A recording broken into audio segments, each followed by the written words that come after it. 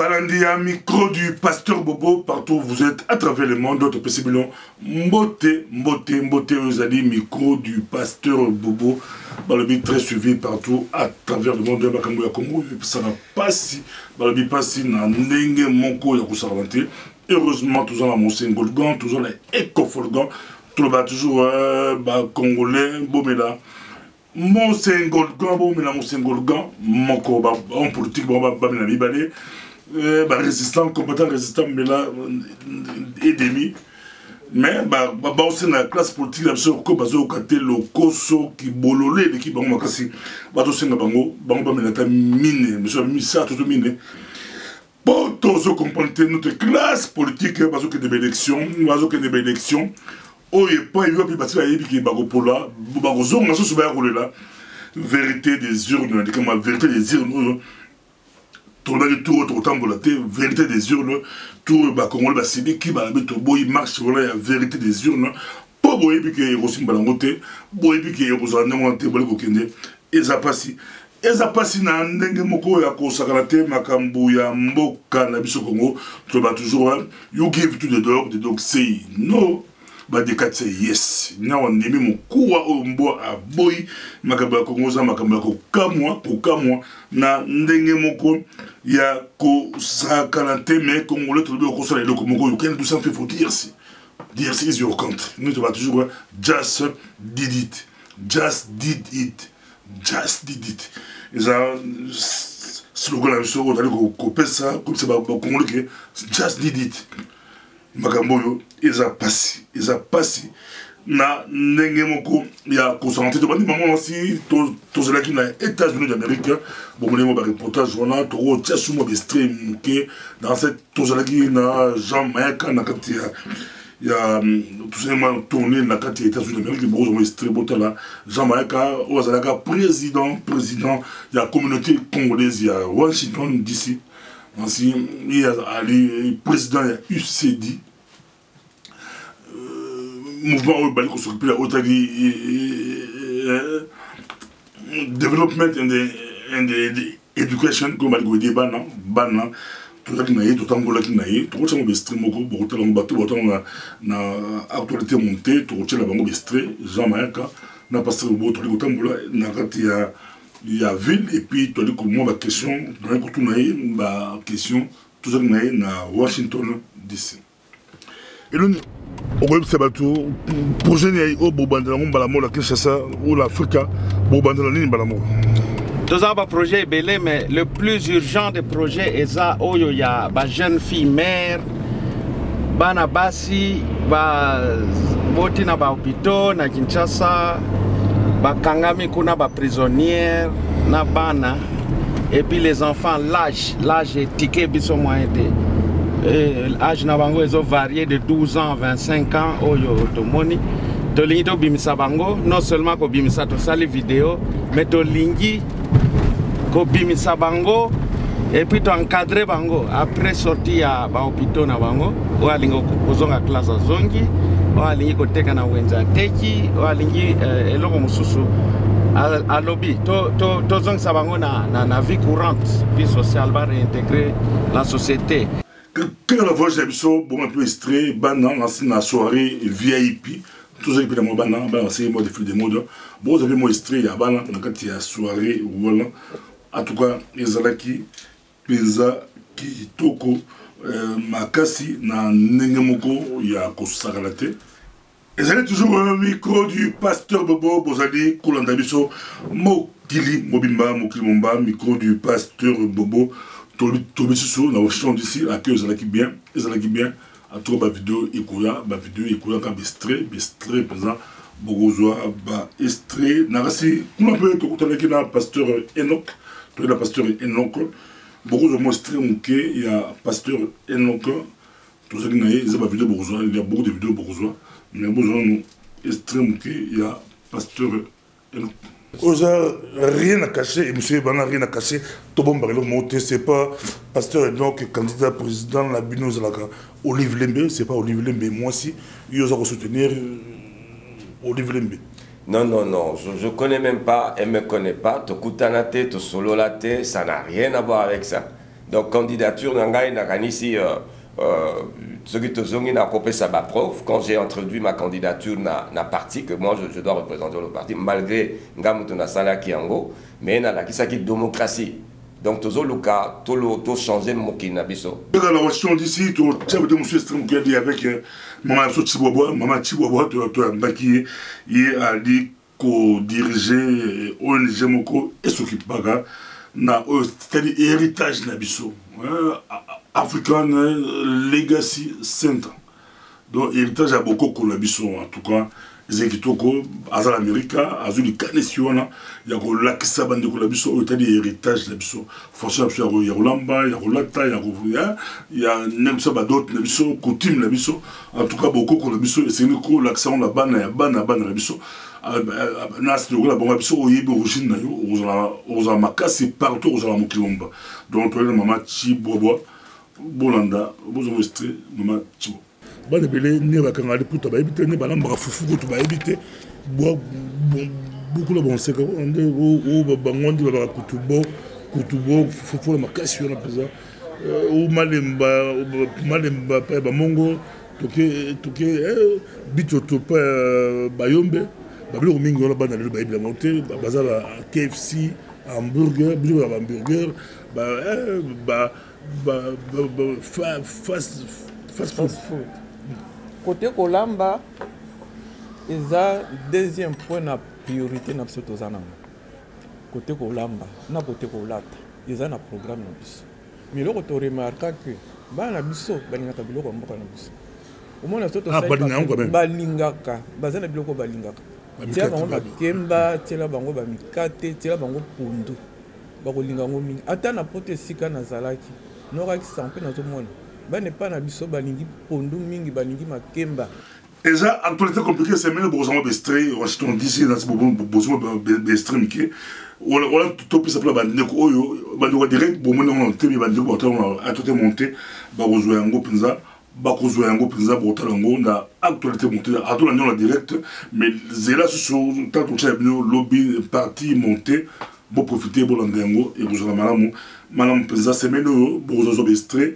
Il y a Washington DC lobby bon qui peut estrer, il y a lobby le peut trouver sur bon bestrer sous tous en labino pour le coquin de Pinza ezali et micro du pasteur beau atterrissage tout qui malamu tout qui Pinza malamu na Bruxelles notre atterrissage est bien par la grâce de Dieu. Aussitôt arrivé, aussitôt Moussala, tous les Moussala, ils ont pour Nabino présent, pour Nabino, week-end, tous en a Liège, week-end déjà, tous en a Liège, ban de Liège, tous en a Liège, samedi, en même temps, un micro du pasteur Bobo, samedi, tous en a dans boulevard Léopold Ier, tous en a boulevard Léopold Ier, na Zanzibar na place où maman ya maman belé s'organiser maman je suis pas au Kasabobo maman je suis pas au Kasabobo groupe maman biso micro du pasteur Bobo toko zalawala en même temps élire je suis pas au Kasabobo meilleure femme politique de l'année na niveau international à Paris le 9 mai le 9 mai micro du pasteur Bobo tozana Justine Paul au Kasabobo na Paris Wapi Pai, ça est pris comme étant meilleure femme politique de l'année 2017. Ils ont essayé mingi, ils ont essayé na ningma osanate, tobi gaga ingeta, tobi gloire à Dieu, tobi merci Seigneur. Na musala, je sais pas que ça vous azali kusala, tobi ba prier à Rosoa, mutali vous pas zoa monde africain zaka. Abdoulaye Ouad, depuis Bapesaka Yango, président du Sénégal, ancien président du Sénégal, Bapesaka Yango, Lelo, Bapesaka Yango, Justine Poyo, Kassa Vobo, et vous apportez dans la soirée VIP à Paris, dans ce qu'on appelle la soirée VIP à Paris. Donc, avec Justine Poyo, Kassa Vobo, Jobako, Destin, Bapesaka va pris, ils ont été belés dans le niveau international, ils ont pris, et puis, ils ont lauréat, à Mouzoua. 9 juin à Paris. Et ça, l'ami, quand je passe le tout ça, la bino, tout ça, la présence, l'actualité, je crois, na me awa, apporte de Dani, nous sommes beaucoup fiers na Hollande, tout ça, na Hollande, Nancy Boibi, message à ma casse, à l'écouper ça, message à Boibi en gros, DRC, terre promise ou terre bénie. Allez au Tambolango, on peut te souhaiter un bon anniversaire d'un messager. Vous allez fêter 40 ans ministère des messagers. Et vous allez à Kinshasa le 18 août. 18 août, Makambo. Et ça, Makambo, vous allez monter. Et pour les États-Unis d'Amérique, vous allez la Brisbane, la juin. Tous les États-Unis d'Amérique. Vous allez à la Carole du Nord, Brisbane, et Bishop Patrick Mubobo. Bishop Patrick Mubobo, église Naï, ou à Kambaka, et comme ça 15 ans. Avec si Don Moul, Moïmbi Amoné, les présents, Moïmbi Amoné, les pasteurs, prédicateurs, Don Moul, Moïmbi Amoné, Yende Arosara, na Kuna, Tozana, Don Moul, na Brisboro, na Carole de Bazu Salé Amoné, pour battre Barouya et Belé, Don Moul, des renommées internationales. Le code passé, bon, avec Spépiso, Tozana Bango, Bozo Image, Tozana Kuna, Bozo Yango, Penza, Bozo Yango, Ezali, actualité.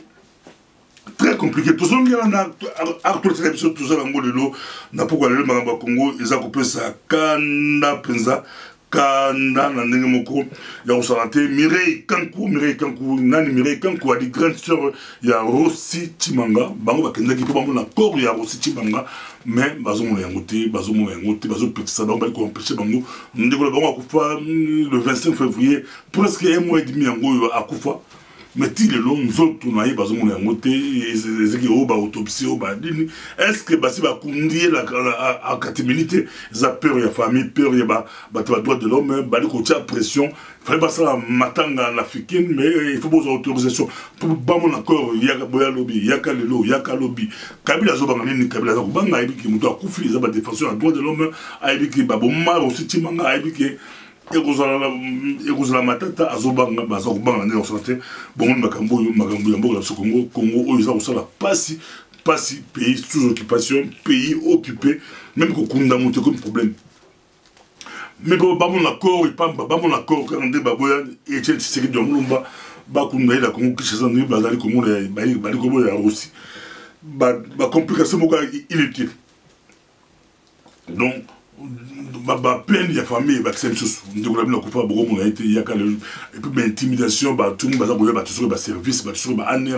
ko gangi la bango ko pexala ko gangi la bango ba za ko sona ga ile mo bo pesa bango zoto ya aussi timanga balela ndeko la bango ba sala deux ya ndeko la bango et puis ba ko ndeko la bango ba militaire ba congolais nous super nasi Eurocity manga aïe ça ba héros national ba congolais ba pour ça ba balela héros na bango bakunda héros na bango avec ba honneur union sommet Kabila y a piqué président Kabila il doit aller baratati dans des bateaux pour la Congo occupation il a tinda dans bateaux yemoko a le bagna été makamboyo ba le beza ko la pasi na ndenge moko ya ko sa kanate ba coréen makamboyo ba coréen ba le bindi dans makamboyo commission électorale la bango kuna ba ni soutien officiel ni garantie pour la machine à voter au babio Martin Fayou machine à voler babim ni soutien officiel ni garantie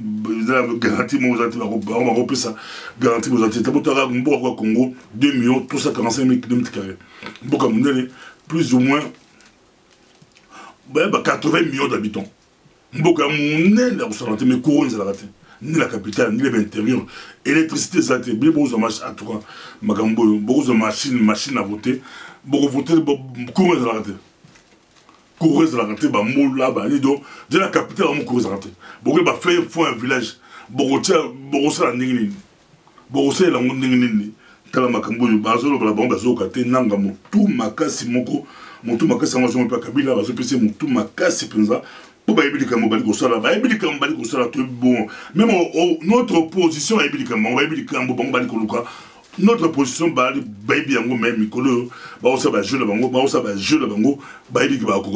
Jean-Pierre Bemba avec l'argent et l'armée popularité succès Jean-Pierre Bemba avec l'argent et l'armée Jean-Pierre Bemba Babotoula élection Tshisekedi avec la popularité qu'il avait Babotoula élection qui parmi eux à ce niveau à Tshisekedi à ce niveau il y a Jean-Pierre Bemba azalité mutala mais KMP Moïse Katumbi na côté mbongo a mais KMP mais il y a un bakangi clébo il y a un bakabila kone la se akangi catch na likambo ya ki italien tilo Moïse Katumbi aza ko bimisa ngoto tu éviter pourquoi batwali au senga Moïse Katumbi a démontré sur le contraire même Mikolo Moïse Katumbi nabik naï azan saba makambo mamba Congo et plus ça kanda passe na mawa bien Mikolo saba nomination donc le président nom azan nommé ba tout quoi ba soit nommé oté matanga président Mikolo babi pe à Francis Kalombo on dirait mon matanga mo ozali matanga pas Francis Kalombo yé kombo là ils ont monté bazo tanga ba kombo baza ko nommé batu me kombo ya Francis Kalombo ils ont monté pourquoi tu éviter ça ba bebani na Moïse Katumbi tu éviter qu'est-ce se passe tu éviter mais pourtant makambango bomoni bambango mboko za occupé mais même si le pays est occupé bino bozo ko élection élection peut machine à voler baba machine à voter et monato boyebi ke Kabila tilona na lobate ka okende et puis mon kilétique calme Kabila sous pression internationale ça c'est grave. C'est très grave. Là, Kabila n'est pas sous pression.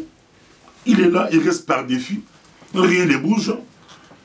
Et notre opposition s'hazarde.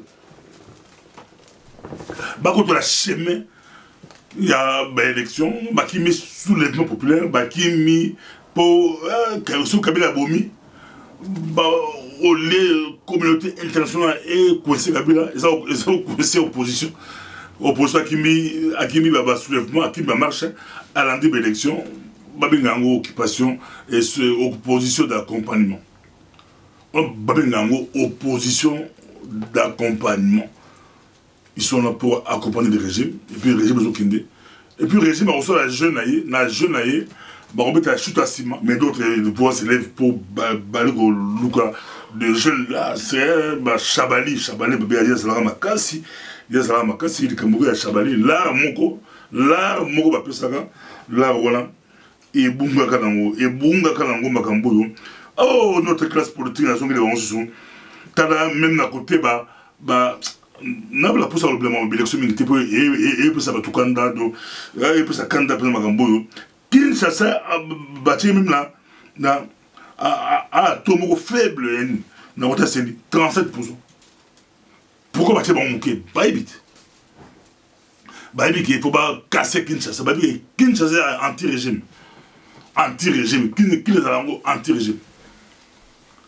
Déjà, faut d'abord y bandera déjà là. N'a pas ça le calcul bon ndenge ba le matuto. Faut de bander. Et si vous de bander déjà. Au moins là côté à Katanga ba gonfler ba nombre. Ba côté mo ba critiquer ba nombre. Mais au moins notre position a réclamé à là. Pour la carte à Seigneur. Bamambre de Pesbadi. Bamambre ya MLC Bazali. Bamambre so ya UNC Bazali. Bamambre opposition ba la carte. Pour moi loko so ya mbongo. Loko so ya mbongo. So de télémité ba Congolais. So de télémité. Yango espoir la biso ya di ba la diaspora. Ba la diaspora. Espoir la biso ya di ba la diaspora. So qui to télémité. Kabila a kokende te. Diaspora botika kotia motema na ba politicien wana. Botika kozala ba garçon de course ba politicien wana. Tout le monde a poussé là où à forum Mouré Salama d'ici du 26 au 28 forum ba congolais et étrangers avec société civile forum on a transmission micro du pasteur au plutôt aux alawana. To on a si ba voyage mieux sur tout ça on a fait en avril là. To tient mon panzi. Tous à la forum la bourse du 26 au 28 avril la bourse là. Tous à la chose la besoin éclaircissement benga ba tout ba damé toi bi ko benga ba damé toi bi dans boybier boko benga bango boko benga ba groupe Bepifani ba sango be masolo yango ba samo ba tebele be ingénieur acheter ngeni ba masolo très bien boko tout bango biso to kozala wala ba voyage tout ça là to fallait to na Japon to pousser yango to kozala wana pour ba congolais ba kota mokilumba ba kota Amerika ba kota l'Asie ba kota l'Afrique ba kota par-ci par-là à travers le monde ba kota la Belgique tous les ba congolais ya di banda ba kofanda ba ko solola makambo etali mboka na biso contre tout ça na libérer et les autres tamboué en tout cas ba libérer et les autres tamboué toujours respecter les autres, tout le monde va s'opposer, va se bouder, pour la bango, tu respectes bien, tu respectes la vie la bango, on respecte. D'autres patriotes, baso raisonner autrement. Mais M. Trobi va libérer et les Tamboué, libérer et les Tamboué. Moi, Kassanti a jeté l'éponge, mais il est là et les abimités. Notre pression est que Misaï, Azon Malanda Kunaï, Azon à la famille Naï, Amona Ban Naï, Azon à Moussa Naï, Nengue Azalaki Kosala, et Kosala Malamou, le régime va canaille, le régime va canaille. Les pommes, c'est pas les Tamboué, les pommes du Congo, c'est Kabila Emo himself, Akende. Atika, Mboka, Nabiso Congo. Tout ça, c'est l'actualité. On a un message dans l'Aïe. On a appelé ça dans les États-Unis d'Amérique. Bon, un message, il y a Pasteur Bobo dans les États-Unis d'Amérique. Pour le dire il y a l'actualité montée, donc il y a un discours, on appelle ça qui dans les États-Unis d'Amérique. Dans la conférence où il y a UCD, dirigé, coordonné par Jean Mayaka, Bolanda, discours ou message, un message, il y a Pasteur Toy, trois orateurs, mais Christelle Bouanga, Ngaï, Nandegolopso, Ngimbi, analyste et écrivain mondial des États-Unis d'Amérique, mais Bolanda, naturellement, parti, il y a Ngaï Kakaboza, ou Ngaï Bolandango, le but de Tchèque Christelle, le but de Tchèque Ngimbi, mais le Bolanda. Message à Pasteur Bobo, il y a un bonus Boulogne. Politique. Je pense que il est mieux placé pour nous en parler parce qu'on l'appelle Pasteur Bobo et il parle de la politique. On va l'écouter, ce qu'il a prévu pour nous aujourd'hui. Pasteur Bobo, vous avez la parole. Merci beaucoup, Marius. Avant toute chose, je tiens à remercier d'abord les organisateurs de cette conférence pour plusieurs raisons. Je crois que mon exposé, je vais le faire en lingala. Marius Alobi, d'abord, on a dit journaliste, on a dit pasteur, d'abord pasteur. Dans la salle des gens de Komoko, Aïbinga depuis les années 90, j'étais berger, tourné la ville Moko. Je crois, à la salle, à Rotémoné. D'accord, pasteur en 2004 en Belgique. Mais on a berger avant, au Congo, et puis en Belgique, on a consacré pasteur en 2004 pour la habiter. Mais des clics, bon, j'ai fait la communication, on a occupé ma médiaté, mais c'est une situation en Mboka et poussé sur tout côté média. Je remercie les organisateurs. Il y a une conférence dans ce d'abord, nous organisons beaucoup de conférences à Bruxelles. Nous participons à des conférences. Et puis, comme pasteur, nous recevons aussi beaucoup de personnes dont notre CP n'a bien organisé à Kyo Kitoko, comme on dit en Belgique, Christelle et Aouti na Kinshasa. Et puis d'abord, tout bien en haut, ils appellent devoir de mémoire.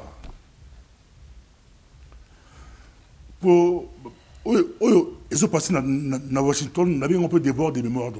Ils passent à Washington, ils passent à Bruxelles, à Paris, par là, il y a des conférences. Parce que beaucoup de Congo, et tout ne va pas s'ébéler, pas si on est bandit. Peut-être dans un peu, de côté, va pas si on est bandit pour moi, il y a Berlin. Il y a 1885. Pas si on est bandit pour Congo, pour battre tout le monde, pour faire des bango, bazu boule, bazu idée, bazu à Congo. La richesse il y a Congo et comme il y a Bango, puis comme il y a Bango depuis leur Baboma, Décima, leur pôle de Baboma. C'est de plus en plus comme on est la Belgique, Bazo Landélé quand même de plus en plus Kalaté, même Ndélé,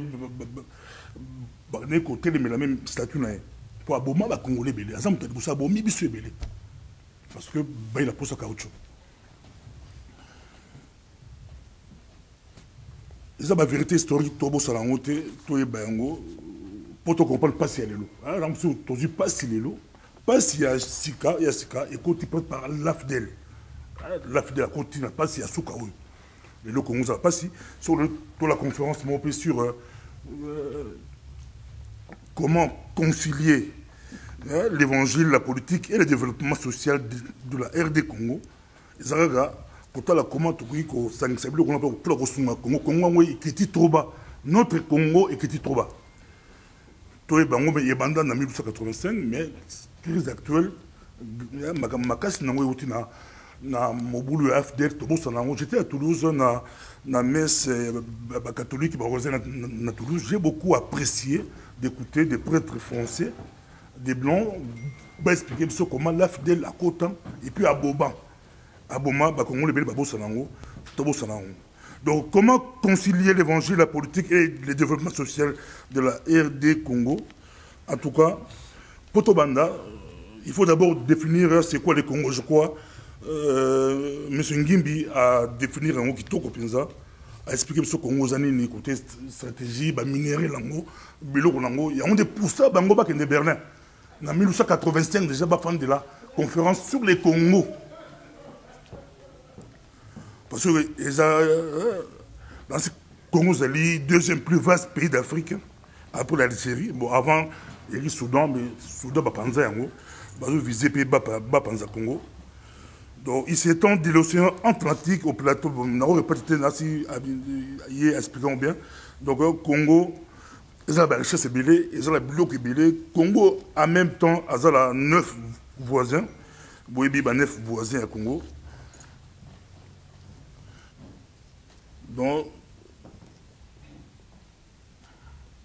Congo a dit que partager la frontière na Congo Brazza, République centrafricaine, Soudan, et puis Ouganda, Rwanda, Burundi, Tanzanie, Zambie et Angola. C'est très important de voir un peu comment concilier d'abord c'est quoi le Congo. Mais le Congo, on a la tradition. Le Congo, il a une longue tradition humaine. On a contre ce 1885, c'est Léopold Dende qui a créé le Congo. Non, a créé le Congo, c'est pour Congo, déjà. Congo est déjà. Il y a une longue tradition. Peut-être évoluer, mais la tradition, la biseau. Qui dit tradition suppose un travail échelonné sur le temps.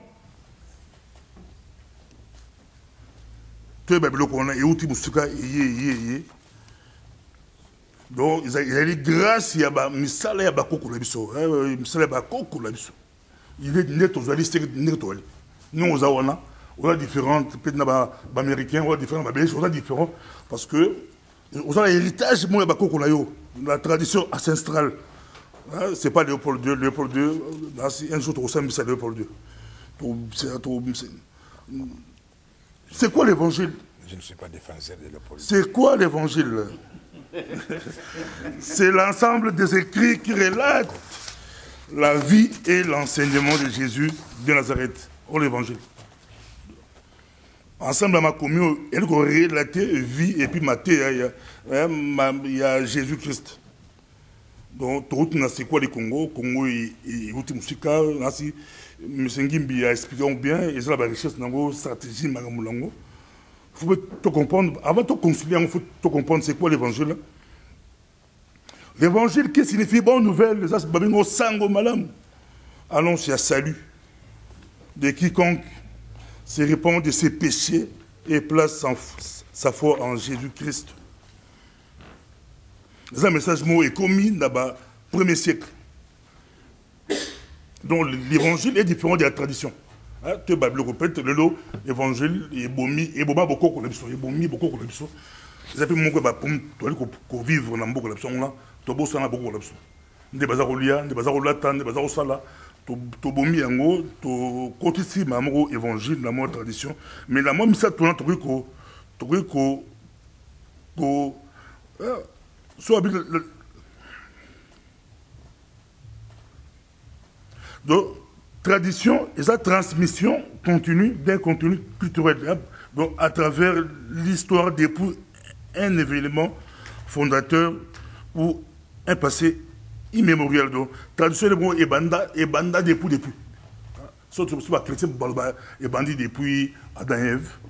mais bata science ba ki banda penza depuis que l'homme azala mokili et banda kan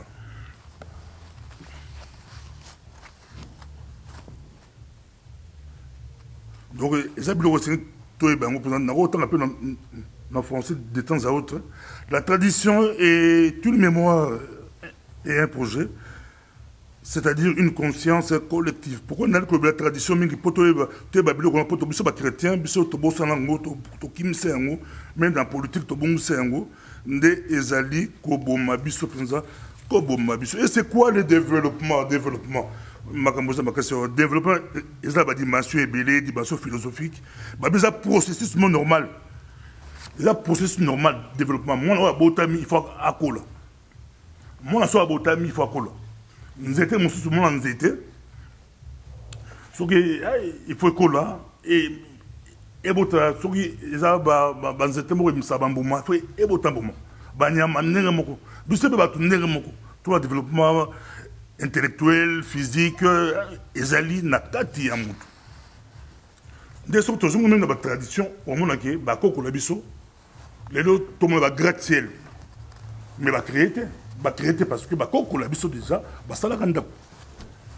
Devant la situation, la difficulté, va créer le Komoko pour Baboumama, ça la rende. Moutoua les lots, oh, Basali les lots, c'est rien. Balandi, il y a la tradition depuis beaucoup de kala, moutoua les bossos, kala. Le Basali, on peut les loter. Kozipanzoto, et bandi les loter. Kozipanzoto, et bandi les loter. Les chrétiens, et bandi nadan, et vinzamba, à la sebon, banyama, la science, la vie qui est moutou, depuis kala déjà, il a posé à la tabilamba, azipa zoto. Donc, d'autre part, le développement durable, mode de développement qui satisfait les besoins des générations présentes sans compromettre les besoins des générations futures, qui donc concilie les contraintes économiques,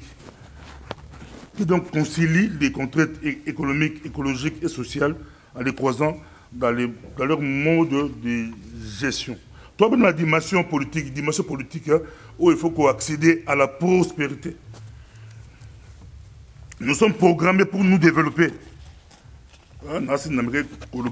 Même chaque ville est appelée à grandir, même Washington, il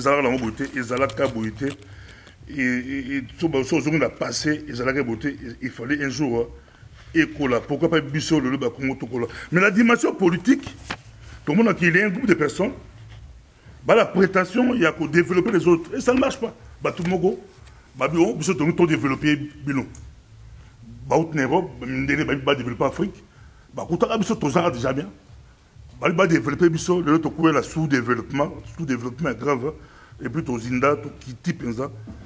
Donc, la dimension politique et développement, tout le monde, il y a la domination. La domination, dans toute l'Afrique, ils ont marché, ils ont marché, tout le monde dit, concept, il y a sous-développement. Mais comment tu concilier tout? Pour voilà. Babi, c'est possible, il y a 500 millions de choses, Babi, il y a un travail humain. Dans le bataille, tout le évangile, na mise mususu. Tout le temps, l'unité mususu, tout le évangile, dans le documentaire Mon Afrique, je crois que c'était à Rolo-Belango, il y a en Afrique, à mon peu l'église Nabisson. Moi, la Zobela, na TF1 et les cas, et puis ça, bata poto ba syndicat au santé. Mais na Congo, ba mon normal. Moi, la Zobela, bati pas pasteur abondé les pour la moi. Mais il fallait que ba ça sous 2 ou 10 dollars, à 10 dollars, ba comme maman dans l'hôpital. Dieu a guéri, Dieu a béni, et moi, on a Koufa. C'est un scandale, il y a au santé, mais un pasteur célèbre, église pleine au santé, parce que confusion et zali. Confusion ezali a évité que l'évangile doit l'appeler et aux la vecteur à développement évangile doit et ce a placé le connu voilà à gros son abattoir à gros l'école à gros la bloc belé à gros aider par rapport il y a besoin il y a tout ça ils ont beaucoup de maladies il y a beaucoup dans l'épisode de tout l'évangile na ba lunette mususu na ba lunette biso moko et aux la madame en tout cas projet a eu se dit ça très bien pour ce pays lango pour ça, il y a des débats en Afrique. Il y a des débats. Mais comment tu as concilié? C'est possible. Il y a un conflit politique, développement, na évangile, c'est possible. Mais il faut éviter, que faire? Éviter ou ramener des projets prêts à porter pour imposer un monde dans le pays là-dessus. Malami tout le monde. Ils ont collecté. Beaucoup de projets, beaucoup de la Bandal, beaucoup de la Kikuti, beaucoup de la Lubumbashi, pour imposer projet. Et aussi mbatté pour bazabatou. D'après un exemple, il y a un ça va bloquer belé, l'autre rejeté en haut, ça va bloquer belé. L'autre va développer en haut, même qui kofanda. C'est mon délai à créer qui était quand même. Bako stabilité. Bako ko la biso ta bazako tambola so alembi, ah aluki mo libanga afandi. Aluki mo nzete afandi. Bato baye pour baye ba développer non, il faut fanda. Mais bango déjà baye ba il faut muto afanda. Les habitants qui sont tous bango, togo tolingi bato libanda ba aider biso. En tout cas, vous allez côté tout le monde a des simba dans côté, même des projets, beaucoup de projets, beaucoup de langues. Déjà dans on a beaucoup d'amis, même c'est nous qui il y a beaucoup d'argent. Bon, vous êtes belé dans la communauté européenne. Ou en Amérique, on va faire des allons au bateau aider, mais on peut s'en aller. Soit possible, c'est besoin de préparer. C'est besoin de préparer, éviter, bon ramener les projets prêts à porter UCD. Bon, éviter en cas de monter sur le projet en Afrique, il faut tenir compte de l'aspiration de la population locale. Pour que nous ayons bino awa bozo la poso yani bien que mbala mingi za pe mo bereur to na mbandaka ba tout la bango université na bapola bola liba bapola bola liba pour Bralima donc pour la bango université ba la poso la monter pour la bango il fallait bâtir la bango Bralima ba mela masanga mais c'est là toujours ba projet bokei na bateau basa la terrain bo fan na bango bo solo lina bango évangile ça raté au kota lola naza contre évangile wana évangile ça raté au kota lola le Congo et côte ezongi trop bas biso ba pasteur to s'enrichir population azokufa ba politicien pe ba bité que dirige kozala politicien et ça pour au gérer état cité pour la bango être politique et ali pour ça occasion pour s'enrichir comme mutu ya mbongo okoma mutu ya basala ka tout penza okoma mutu azokota politique aza pauvre vrai pauvre so ba nommé ka lobi lango akomi mutu ya mbongo so ba longoli azongi pauvre donc ça c'est un peu grave mais trop concilier les deux par rapport au yambo la biso donc c'est beaucoup plus biso ba toi la poto ou les ba je dis je préférerais beaucoup plus ba appui technique na financier. Et puis, bon, éviter vos places là-bas, ça projet l'Afrique. Éviter vos places là-bas. Il faut boire au Kabango, Bossolou là-bas. Toi, la potoa, c'est plus facile. Tout n'est pas politique. Et ça, la politique, tout ça, les médias, tu as la potoa, la politique. Les gens aiment beaucoup plus la politique. La potoa, tout est politique. Mais, toko sala makambo ibili na sababu nisanga na Londres na projet msusu oza projet moko ya économique ba Congolais ba monike et comme de temps à autre tout s'organiser pe toko mina suka na meli Mosengolgon na meli Ecofolgon na bisibino espoir ezali to bangate to landa classe politique volonté to la together to la ensemble to la sous-amel toko sala makambo ibili pour te Congo zambo la biso. Just did it. De ton